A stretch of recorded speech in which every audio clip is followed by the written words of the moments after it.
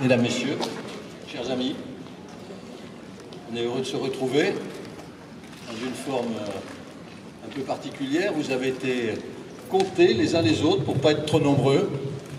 Ainsi s'imposent à nous les règles sanitaires. Ça me permet de les rappeler, et si j'ai enlevé mon masque, c'est pour le temps du discours. Après cette visite que vous ferez les uns les autres de cette magnifique exposition, vous pourrez prendre un verre, mais uniquement assis. Et donc, vous aurez le droit à ce moment-là, assis, si vous êtes éloignés les uns des autres, de pouvoir enlever votre masque. Pour consommer, c'est plus pratique quand même, je voulais vous l'indiquer. Et donc, la fermeture des musées au cours du printemps, avec de longues semaines de confinement, n'a pas signifié pour autant, et c'est tant mieux, une rupture entre les musées et leur public.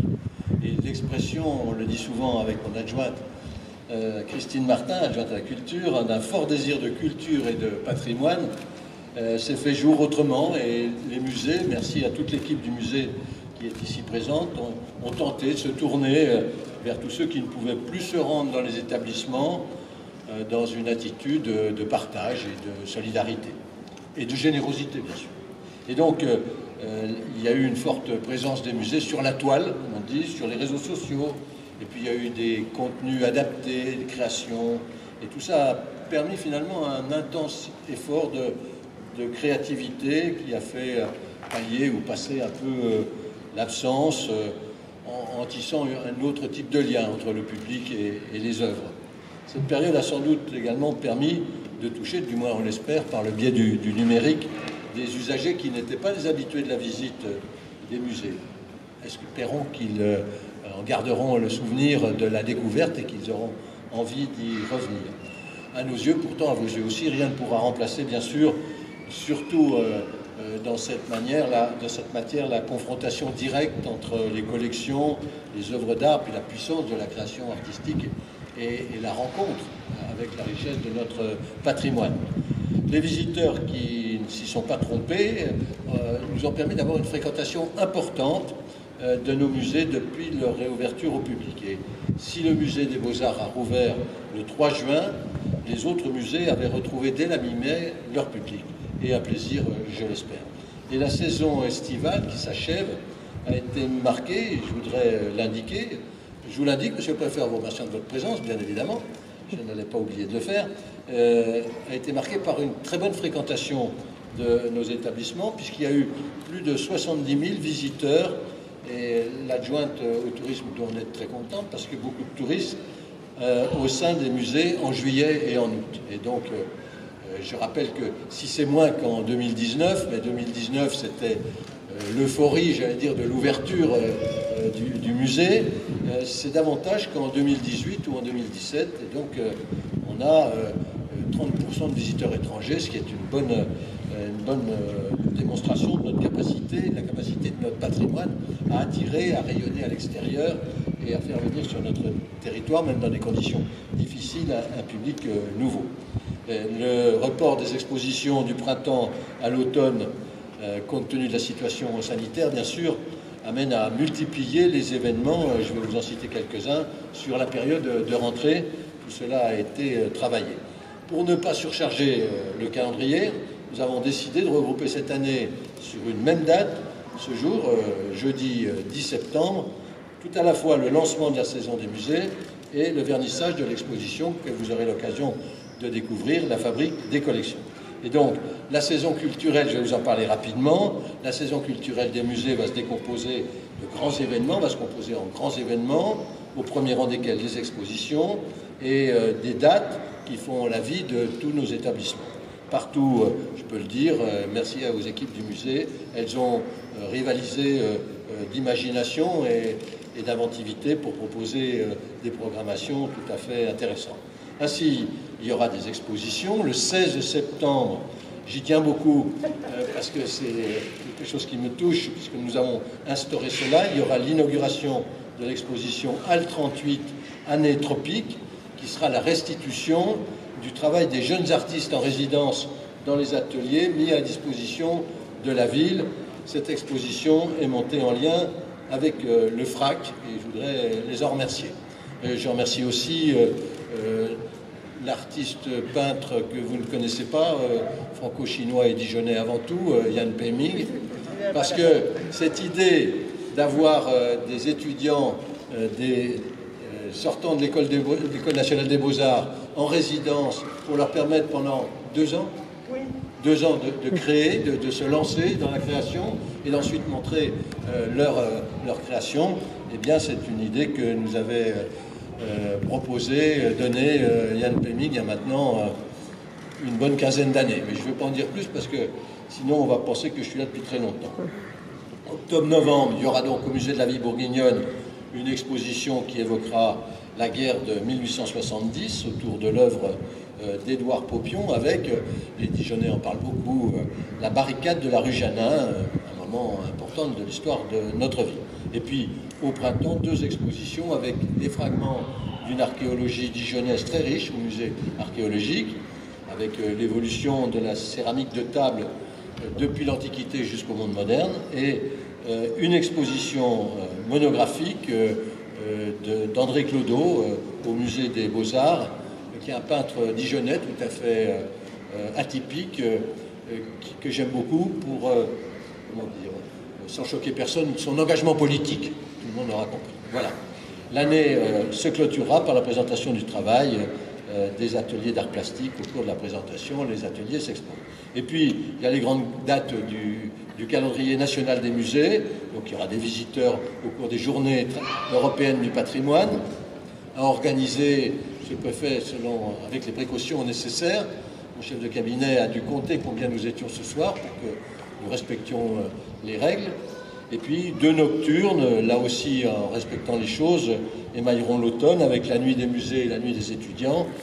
Tout cela le 14 et le 26 novembre.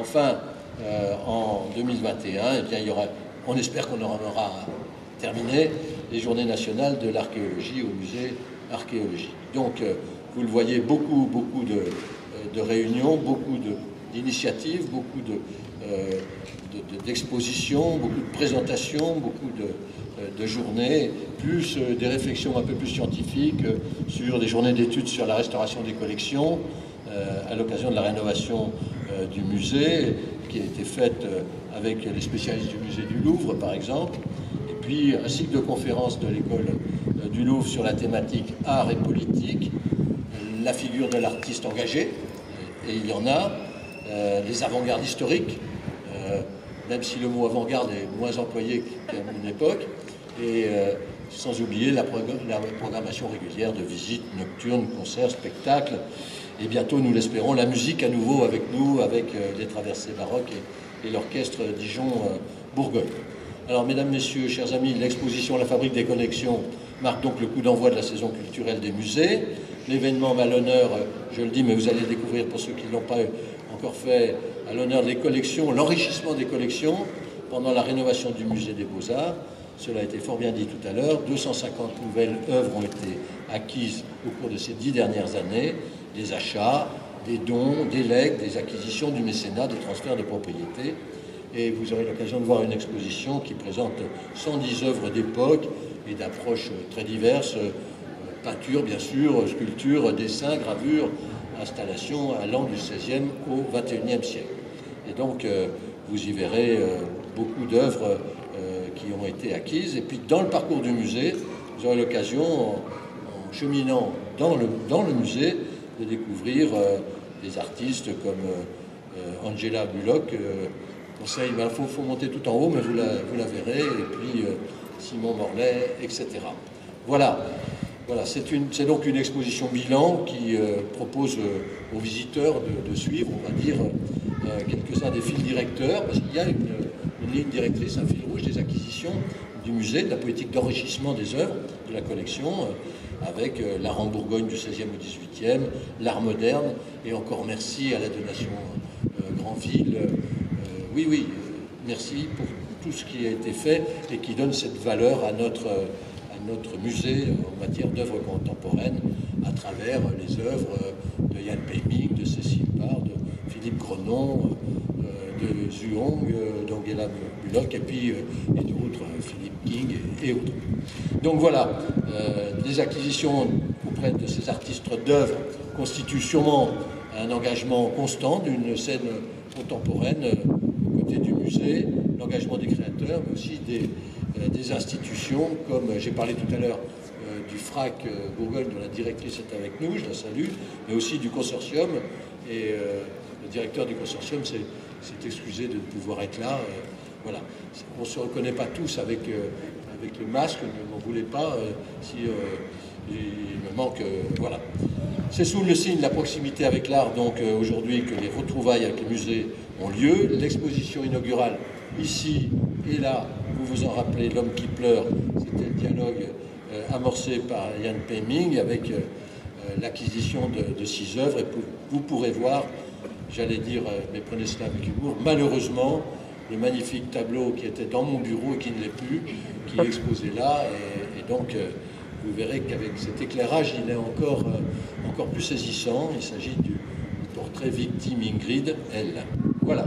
Alors, je voudrais remercier les institutions, les personnalités, et j'en aurais terminé, mais la région Bourgogne-Franche-Comté, parce qu'elle participe avec l'État au FRAM, ce fameux fonds régional d'acquisition des musées. Donc, merci Monsieur le Préfet, merci à la présidente de région et à Madame Roland, qui est la chef du service des musées de France, qui nous a accompagnés.